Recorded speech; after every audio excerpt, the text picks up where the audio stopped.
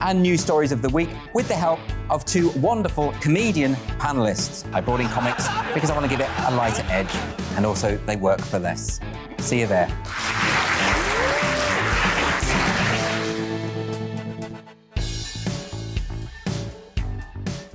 Join my show Farage, 7 p.m. till 8 p.m. Monday through Thursday, and there you will get opinion, analysis, debate, and I'll cover stories that nobody else dares to touch. And then for the last 15 minutes, talking pints. We're over a drink. We have a civilised conversation with someone. We very often disagree, but we do it in a grown-up way. Come and join me on Farage.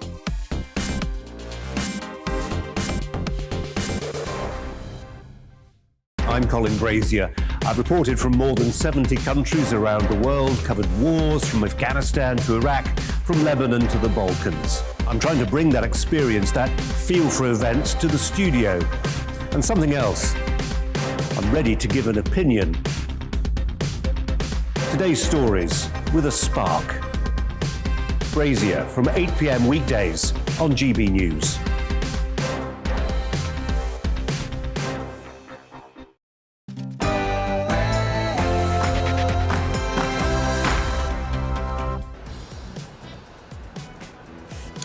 A very good morning, live from Shropshire. You're watching the briefing here on GB News, and we are following this absolutely extraordinary by-election result overnight, in which what has been a safe Conservative seat for decades, for centuries, is now Liberal Democrat, after they stole it with nearly 6,000 vote majority. We'll have all the political fallout. Senior Conservative MPs this morning suggesting the government and the Prime Minister need to change tack, or that a leadership contest could be on the cards. Dramatic day for politics. We'll have all the details live here from Shropshire over the next 30 minutes. But first, let's go to London and the news at 9.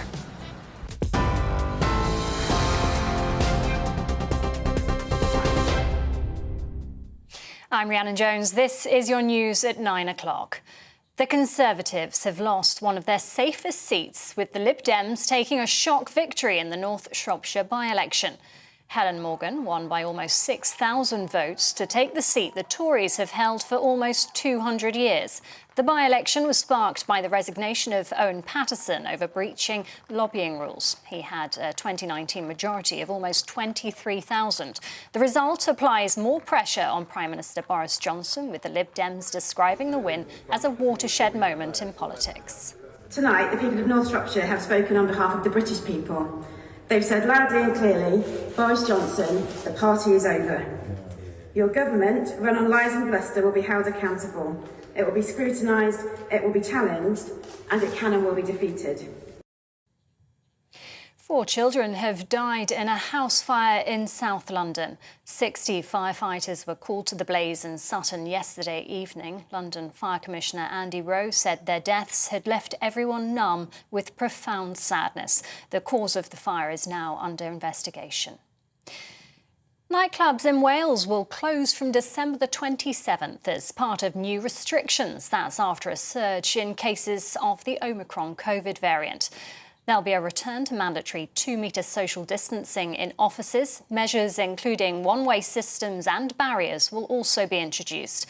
The Welsh Government has announced a £60 million fund to help businesses affected by the new measures. It's also urging people to have a smaller, safer Christmas as the UK deals with a surge in COVID cases. Meanwhile, Scotland is also introducing new COVID guidance to tackle increasing cases of the virus. Businesses are now legally required to take reasonable measures to minimise transmission of the new variant. Similar to Wales, the guidance includes a return to one-way systems, app-based ordering and the use of screens at service points. The Chancellor is to hold crisis talks with businesses in the hospitality sector over COVID concerns. Rishi Sunak's under pressure to provide support to pubs and restaurants hit by mass cancellations in the build-up to Christmas. Fears over the spread of the Omicron variant have seen a scaling back of social gatherings. The Chief Medical Officer has advised people to prioritise the events that matter to them. Industry experts estimate over £2 billion of trade have already been lost in the sector's busiest time of year. unfortunate thing is there's going to be, I believe, really good businesses that were, profitable before, obviously, this unfortunate pandemic. And you're going to see a lot of businesses go by the wayside because they just haven't got the financial means to get through this. The UK and Australia have signed a landmark trade deal. The agreement, first announced in June, has been finalised at a virtual signing. Officials estimate it could eventually generate more than £10 billion of additional trade each year. The deal will cut tariffs on imports and make it easier for young Brits to work down under. It's the first deal the UK has negotiated from scratch since leaving the European Union. By deepening our trading relationship, the UK and Australia are showing our shared determination to build back better, stronger and greener than ever. The European Union is expected to announce they will allow medicines to be sent from Great Britain into Northern Ireland without any customs restriction. European Commission Vice President Maros Sefcovic will speak to the UK's Brexit Minister Lord Frost before confirming the details in a statement later today. Lord Frost is also expected to drop his opposition to the involvement of the European Court of Justice in solving potential future trade disputes. Police investigating a fatal shooting on the set of Alec Baldwin's film Rust have issued a search warrant for the actor's phone. Cinematographer Helena Hutchins died in October when Mr. Baldwin was practicing drawing a prop gun in New Mexico. Santa Fe Sheriff's Department believes there may be evidence relevant to the case on his phone.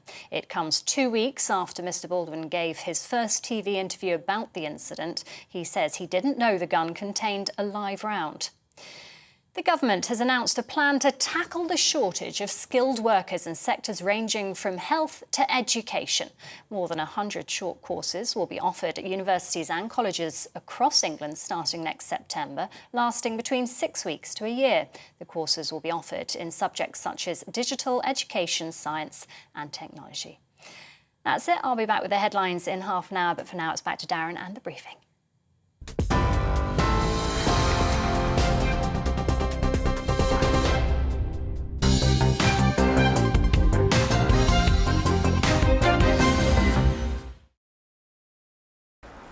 Yeah, very good morning. Welcome back to the briefing here, live from Shropshire on what is an extraordinary morning in politics. The Conservatives having lost the North Shropshire by-election last night. They, of course, have held this part of the world for 200 years. And yet the Liberal Democrats, in the midst of, it must be said, some own goals by the government and allegations about alleged parties in Downing Street, have managed to swoop in and win this seat with a pretty healthy majority to boot. 6,000 was the overall win. Big political fallout this morning. Roger Gales, Conservative MP, saying that this was last orders for the Prime Minister. One more strike and he is out. Could there be a leadership candidate, a leadership challenge on the cards? We'll be exploring all of that. Also coming up, though, in the next 30 minutes, the latest on the Omicron variant, the impact that it is having on nighttime industries. Even though the regulations haven't changed, many people cancelling restaurant bookings and Christmas parties. It's having a big impact. Will the government dole out some extra money to help? And also we'll be in Wales, where it looks like more restrictions will be in place around the Christmas period, whether the latest of what Mark Drayford, the Welsh First Minister, has announced there. As always, do get in touch, though. You know how to do that by now. Email me at gbviews@gbnews.uk or tweet me at gbnews. Want to hear your views, particularly on the by-election this morning.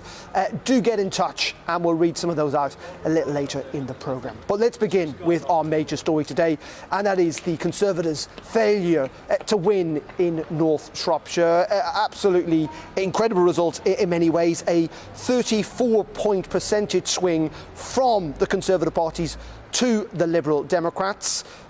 For the Lib Dems, they argued the party is now over for the government. But Oliver Dowden, who is the Conservative Party chairman, has been on the TV and radio this morning defending the government, saying that he knows the voters of North Shropshire are fed up and they want to give us a kicking. He argues that they've heard that message loud and clear, but that does not amount, he argues, to a sea change. That is not the case for others. Some Conservative MPs also on the TV and radio stations this morning claiming that this is incredibly damaging for Boris Johnson's authority. Let's have a look, though, at the announcement of that result. It came in the wee small hours of this morning, around 4 a.m. Let's have a watch. Morgan, Helen Margaret Lillian, Liberal Democrats, 17,957. Shastri Hurst Neil, the Conservative Party candidate, 12,032. Therefore, I give public notice that Morgan, Helen Margaret Lillian, is duly elected as the Member of Parliament for the North Shropshire constituency.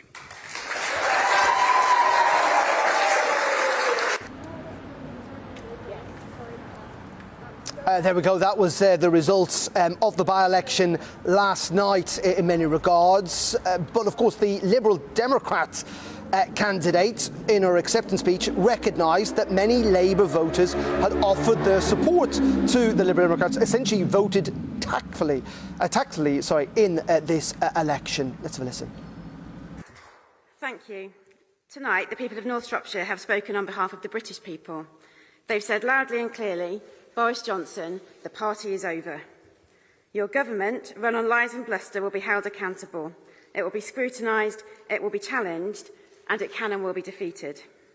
As your MP, I promise I will work for you and only you. I will always put local people and our communities first. Whether you supported me or supported someone else, I want to let you know that I am here to represent you and stand up for everyone in North Shropshire. Thank you. And I suppose in many ways, one of the more extraordinary things about this result is that it is somewhat of a self-inflicted wound for the Prime Minister. This all came about after Owen Paterson resigned his seat in the wake of that lobbying scandal, but that came after the government in many regards tried to change the rules that created this enormous backlash. And I think that is why some Conservative MPs are pretty angry this morning, that they understand that this might not have been the case if the situation had been dealt with in a different way.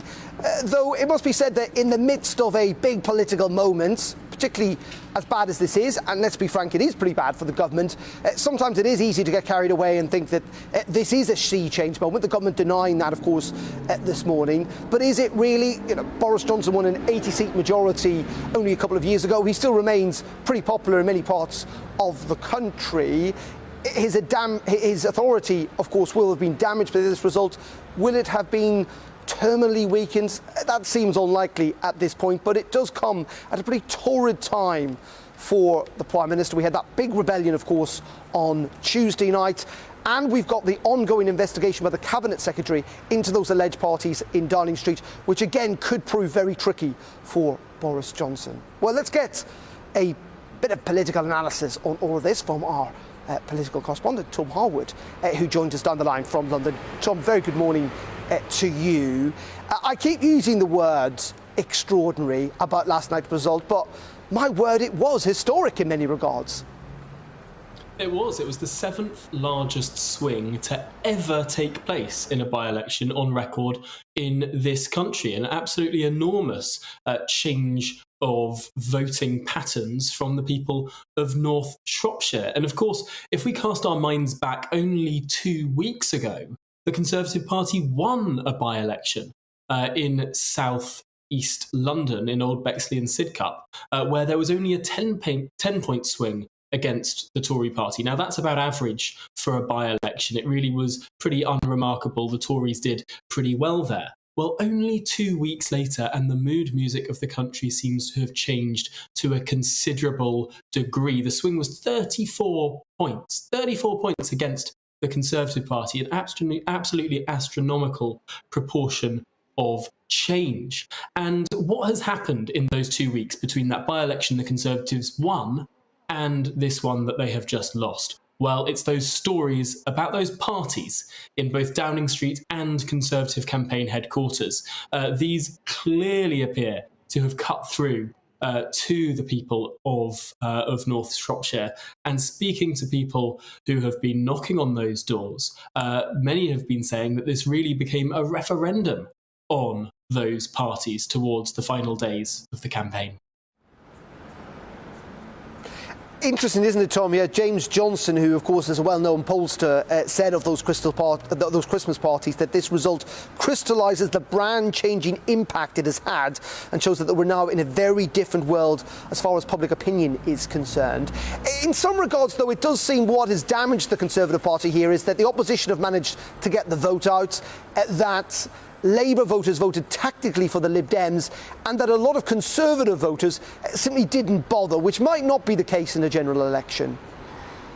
That's certainly true. When we look at similar patterns, and let's remember the Lib Dems are incredibly good at by-elections. If they were as good at general elections as they are at by-elections, we'd have seen plenty more Lib Dems in government over the last 50 years. But really, we have seen this before. One analogy that we could bring up, actually, is the Brecon and Radnorshire by-election in the summer of 2019. Well, the Lib Dems won that and swept out the Tories from a relatively safe seat, an enormous swing in a similar way. And only a few months later, in the general election of 2019, the Lib Dems lost that seat back to the Conservatives again.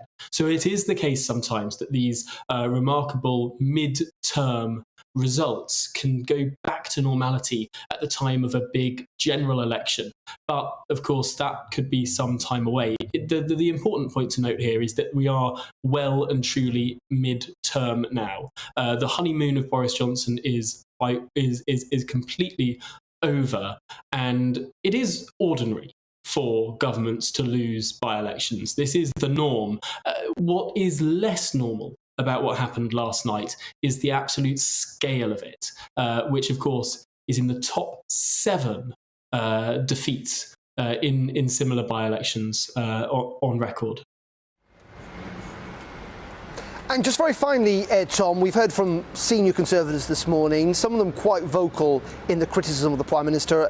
I'll repeat again what Sir Roger Gale said, that the Prime Minister was on last orders, one more strike and he's out. Now, Roger Gale, it's fair to say, has never been Boris Johnson's biggest fan, but what's your sense of the mood within the Conservative Party this morning? Well, this has really compounded what has been a completely torrid 2 months for the Tory party. First of all, it was the reason for this by-election in the first place, the botched response to the investigation over Owen Paterson, who was found to have broken paid lobbying rules. The government tried to then retrospectively change how he would be dealt with, and that blew up in their faces. Boris Johnson attended a meeting of the 1922 committee back in November, saying he crashed the car into the ditch and he would get it out of the ditch. Well, it appears he has not yet got it out of the ditch. If anything, things have gone worse. The polls, which people have criticised over the last few years in this country, appear to be telling a truthful story. This was the first real-world data point to show that actually people are as frustrated with this government as the pollsters have been telling us they have been for the last couple of weeks, and indeed 2 months since that turn in the polls started to happen. OK, Tom Harwood, appreciate your time, and you'll be back in the studio at 9 a.m. on Monday, taking over back this programme again. Tom, thank you. Tom Harwood there, our political correspondent, joining us from London. Well, let's move away from the by-election results and on to the continuing concern about the Omicron variant and its spread across the country. Of course, it is now the dominant spread in the capital, but it is increasingly becoming so elsewhere. Such as the rate it is ripping through the country, though there are outstanding questions, of course, about hospitalisations and deaths, about whether that will translate into them here in the UK. We heard from the South African authorities this morning saying that while deaths were up a little, it was not comparable with previous waves, though Chris Whitty has suggested that the circumstances we find ourselves here in the UK are not equatable with those in South Africa. What we do know, though, that this is all having a massive impact on the nighttime industry, with many people fearful of their Christmases, listening to the advice of Sir Chris Whitty about prioritisation, have decided to cancel or postpone Christmas parties in pubs and restaurants, meaning that they are facing a torrid time in the run-up to Christmas, what should be the busiest time of the year, and seemingly so far with very little government help? Well, let's speak to Sasha Lord, the nighttime economy advisor for Greater Manchester, who joins us now live. Good morning to you, Sasha. Just give us a sense of the scale of the difficulties now that the hospitality industry is facing, both in Manchester and around the country. I am not exaggerating when I say quite clearly decimation. We've seen this from it started 2 weeks ago when the professor came out and said, look, you shouldn't socially mix. And then the Prime Minister came out the following day and said, well, do go to your Christmas party. The uncertainty and the mixed messaging has created fear amongst the population. And look, I'm not here to argue whether we should be going out or whether we shouldn't be going out. But I think that the whole of the UK can see that the silence from the Chancellor is absolutely deafening. And for him to come out this morning and say, well, there are packages in place, for example, the VAT.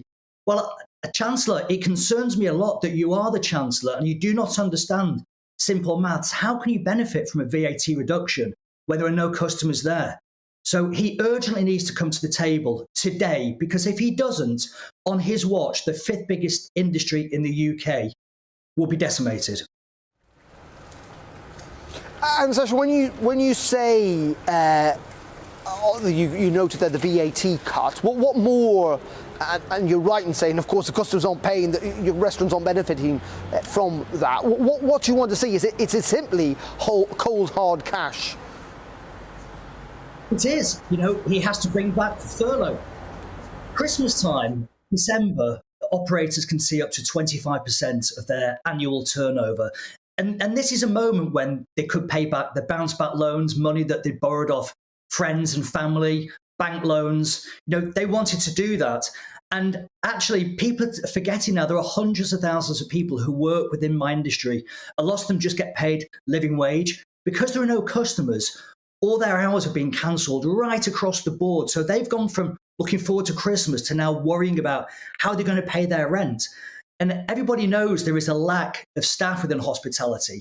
How are we supposed to encourage people to come back when there's such a dark cloud over the industry? So I'd say furlough is the first thing. And the second thing is extend the VAT relief to at least 2 to 3 years. We know it's going to take that long to get back to pre-pandemic levels. So as it stands now, he wants to hike it up by another 60% in March. It's too much, it is too soon, and it will close businesses and create huge redundancies across the whole of the UK.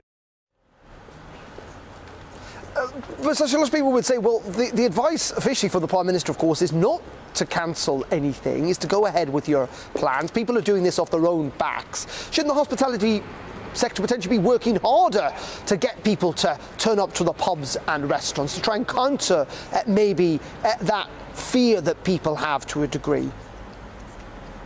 The damage is done when the scientists are coming out and telling us not to mix. When Chris Whitty came out the other night, again reiterated that the damage is done. There is nothing we can do. And there are people who constantly say to me, you know, all your licensees, all the pubs, stand together. Ignore what the government say. Open, just open, let the public in. Well, you know, they don't understand that we are licensed, we are regulated. And if we're to do that, then licensing would close us down immediately. And that would create, you know, it would be the end of the business and again, create job losses. So that is not a solution. We need to work with the government and we have to work urgently as well. And I'm not talking about over the next 2 to 3 weeks. I'm talking about the next 2 to 3 days. And I'm glad he's come back from swanning around in California, presumably on a business trip. I hope it was a business trip. But he needs to be at the table today. He needs to be talking to us because I've always wondered, do the government actually not really understand hospitality? Or is it that they don't really care about hospitality? And I think we're going to find out over the next few days. Just very finally and quickly, if you can, are you changing your plans ahead of Christmas? I had my staff Christmas party 2 days ago. We acted with common sense. We acted responsibly. We went for a dinner. There were 27 of us. And then we all went straight home after. We did lateral flow tests beforehand. And the answer is no. I've got my family around this Christmas. And you know what? I'm looking forward to it. Christmas was taken away from us last year. We will act responsibly, but we will enjoy Christmas this year. OK, Sacha Lord, thank you very much indeed for joining us. That's the nighttime economy advisor for Greater Manchester. Not very happy, of course, about what the government are not doing when it comes to supporting the hospitality industry following that advice from Chris Whitty earlier on this week. Are you changing your plans? Please do get in touch. You know how to do that. gbviews@gbnews.uk or tweet me at GBNews. Let's head to Wales now, because the First Minister there, Mark Drakeford, said that there was a storm of Omicron arriving in Wales, with nightclubs due to close from Boxing Day and the returning of social distancing when it comes to shops and workplaces. Let's speak to our Wales reporter, Lynne Yudson, who joins me now from Cardiff. Lily, very good morning to you. Just bring us the details I think of what we're going to formally hear later on today. Yes, good morning, Darren. The good news is for now that if you live in Wales, you can carry on with your Christmas as planned. However, if you are an owner of a nightclub, you will have woken up this morning to the news that nightclubs will be closed from the 27th of December, which of course is not good news for that sector in particular. But ahead of today's press conference, the First Minister is said to announce a two-phased plan ahead of Christmas. So the first stage will be advice that will be given to the public in the lead up to Christmas, and the second stage will be new legal restrictions which will be brought in after Boxing Day, including that nightclub closure. So the advice includes things like getting your booster jab, leaving a day or so in between social events to make sure that you're not socialising too much. Also, the possibility of meeting outdoors should be considered if you can do that rather than meeting indoors. So it's all about reducing that social contact in the lead up to the big day. Now, the legal restrictions is what has really got people talking today, that will be coming into place from the 27th of December. So the big one, the nightclubs being told to close from the 27th of December. We're not yet sure as to how long they could be closed for. The 2-metre rule will be imposed in offices, and there'll be extra rules for businesses and services to keep their staff and customers safe. So things like the one-way system will be reintroduced. And also people are going to be advised to work from home where possible too. So this decision to close nightclubs will mean that they'll be closed on New Year's Eve, which of course is probably one of the biggest days of the year for revenue for this sector. And as the Welsh Conservative leader, Andrew R.T. Davies, told me earlier on today, we need to know some answers why nightclubs specifically are the problem and not somewhere like a pub, for example. The First Minister has been doing media rounds this morning, and he says that Wales is in the calm before the storm when it comes to Omicron. And as it stands, Wales will be having the Christmas that we didn't have last year. But the Welsh Government haven't ruled out any further restrictions after Christmas and looking ahead to the new year. We found out this morning that there'll be another Welsh Government Cabinet meeting on Monday to make a decision on Christmas sporting events specifically, and we'll have to wait until the press conference later on this afternoon for the full details. Just Lily, just very finally and quickly if you can, what is the rationale for this? Because clearly it's going much further than any other part of the United Kingdom at the moment. Critics might well accuse the Welsh Government of playing politics to a degree. Is that fair, or is it purely based, they would argue, on the scientific thoughts? Yeah, there's certainly very mixed reviews, Darren. Of course, the fact that the nightclubs will be closed from the 27th is very frustrating for that sector. You know, a lot of people have been asking me to ask the First Minister later on today the exact scientific evidence behind closing nightclubs, kind of singling out that sector. But aside from kind of the business side of things, I think there is a tiny bit of relief from people that Christmas is kind of safeguarded, and it seems that there's not going to be any kind of new restrictions now before that festive period, to kind of protect that Christmas that we weren't able to have last year. OK, Lily, as always, thank you very much, and Lily will be keeping across that announcement from Drakeford and the government there in Cardiff throughout the day. OK, well, that is it from the briefing for this morning from Shropshire. Though I am remaining here, we'll bring you all the political fallout from that extraordinary by-election result throughout the morning here on GB News. Stay tuned for that. Isabel is back at 12 and Arlene Foster is here at 3. But from me, for now, from Shropshire, thanks for watching. I'll see you soon. Here's the weather for the weekend. It's time to remind ourselves there's always another winter. Canary Islands sponsors the weather. Good morning. A dry day today, and indeed the next few days. Not much in the way of rain around, not much in the way of sunshine as well, with a lot of us staying fairly gloomy, either with cloud or with some thick fog patches. High pressure is sitting slap bang across the UK, and it's going to stick around into the weekend too. High pressure means dry weather and light winds, and that does allow fog to form. We've got some dense patches out there this morning. Met Office yellow warning in place. That fog, as I say, patchy but really quite dense in some spots, so just be aware of that if you're heading out the door and on the roads. Much of West Wales and a good part of Scotland seeing some decent spells of sunshine today.